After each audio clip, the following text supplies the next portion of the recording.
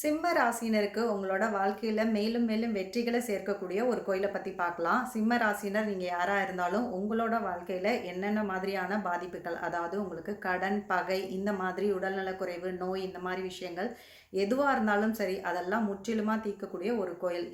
இந்த கோயில் வந்து ஸ்ரீ வாஞ்சியம் அப்படின்னு சொல்லப்படுற வாஞ்சிநாதர் கோயில் தான். இந்த கோயில்ல வந்து உங்களுக்கு ஒரு தடவை யார் அந்த கோயிலுக்கு போய் தரிசனம் பண்ணாலுமே அவங்களுக்கு மறுபிறப்பு இல்ல, மரண பயம் நீங்கும் அப்படின்ற மாதிரி இந்த கோயில் வரலாறு சொல்லப்பட்டிருக்கு. இதுக்கு காரணம் என்ன அப்படின்னு சொல்லி பார்த்தீங்கன்னா, இந்த கோயில்ல இருக்கக்கூடிய வாஞ்சிநாதர் சுவாமிய தான் யமதர்மராஜன் வந்து நேரடியா வந்து வழிபாடு பண்ணியிருக்காரு.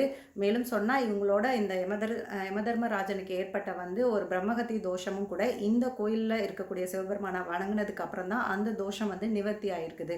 அந்த அளவுக்கு சிறப்பு வாய்ந்த இந்த பழமையான கோயில் வந்து யமதர்மராஜன் வந்து இந்த சிவபெருமான் கிட்டேயே வந்து தன்னை வழிபடக்கூடிய பக்தர்களுக்கு வந்து நீங்கள் வந்து இந்த மரண பயத்தை நீக்கி கொடுக்கணும், மறுபிறப்பு இல்லாமல் செஞ்சு தரணும் அப்படின்ற வரத்தையும் வாங்கியிருக்கிறதுனால, அதுவும் குறிப்பாக இந்த சிம்ம ராசினருக்கு வந்து இது பெருமளவு நன்மைகளை செஞ்சு தரக்கூடிய ஒரு கோயில் அப்படின்னே சொல்லலாம். உங்கள் ராசியில் என்னென்ன மாதிரியான பாதிப்புகள் இருந்தாலும் சரி, அது சார்ந்து உங்கள் வாழ்க்கையில் கடன், நோய் இந்த மாதிரி எதிரிகள் தொல்லை இந்த மாதிரி என்ன விஷயங்கள் நடந்துட்டு இருந்தாலும் சரி, எல்லாமே வந்து உங்களுக்கு நிவர்த்தி ஆக்கக்கூடிய ஒரு தலம் இது அப்படின்னே சொல்லலாம். இந்த கோயிலுக்கு போயிட்டு இந்த சிவபெருமானை வணங்கிட்டு வந்து நீங்கள் ஒரு 9 நெய் விளக்குகள் ஏற்றிட்டு வர்றீங்க அப்படின்னாலுமே, இது வந்து ஒரு 6 மாதத்துக்கு ஒரு தடவையோ இல்லை வருடத்துக்கு ஒரு முறையோ நீங்கள் செஞ்சுட்டே வர வர உங்கள் வாழ்க்கையில் நிறைய நல்ல விஷயங்கள் மேலும் மேலும் நடக்கிறத நீங்கள் பார்க்க ஆரம்பிப்பீங்க.